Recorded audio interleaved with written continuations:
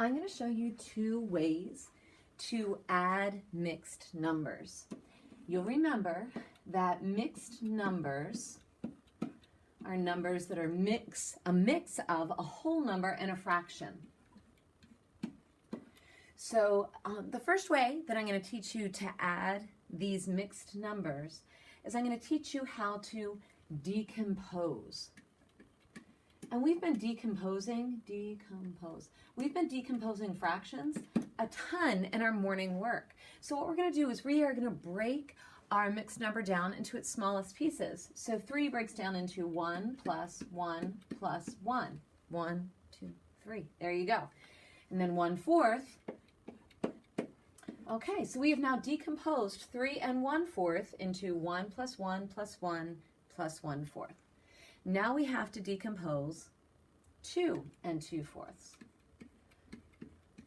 Two whole numbers, 1 plus 1 gives us 2 whole numbers, and then we've got 1/4 and another 4th. This is why decomposing fractions are going to help us. To be honest, some of you probably looked at that and went, well, Mrs. Hernison, 3 plus 2 is 5, and I know how to add 1/4 and 2/4. That gets me 3/4. Decomposing fractions does help us more with subtracting sometimes than it does with that addition. But we're going to go ahead and look at that. We're going to say, okay, now let's just count this up. We've got 1, 2, 3, 4, 5. That gets us that. And then let's count 1/4, 2/4, 3/4. That gives us that. So our answer for 3 and 1/4 plus 2 and 2/4 is 5 and 3/4. Let's try just one more. If I go 5 and 4/5 plus 1 and 3/5. I'm going to decompose 5 into 1, 2, 3, 4, 5. I have to remember my addition symbol. And 4/5. 1/5 plus 2/5 plus 3/5 plus 4/5. That takes care of this one. Let's decompose 1 and 3/5. I'm going to get 1 whole, and then I'm going to break 3/5 into its unit fractions. This is where decomposing might help us a little bit more.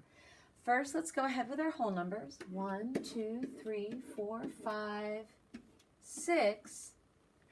But now let's count our fifths. We have 1/5, 2/5, 3/5, 4/5, 5/5. What do we know about 5/5? 5/5 is just another way of saying 1 whole. So we don't have 6, we have 7 whole. The 7 would be our whole number, and now we have to count if we needed to go up another whole number or not. How many fifths do we have left? Let's see. We have 1/5 and 2/5. So 7 and 2/5 would be our answer for that one. The tricky part with this is you want to remember that once you get up to 5/5, when the numerator and the denominator match, that equals 1 whole number. We're no longer dealing with little bits of in between a number. We've jumped over into the next. So that's how decomposing can help us when it's like this. When you get a numerator that's going to be bigger than the denominator, you can go ahead. I think it's easier to see when you break it up into the whole numbers and the unit fractions. I'm going to let you practice this.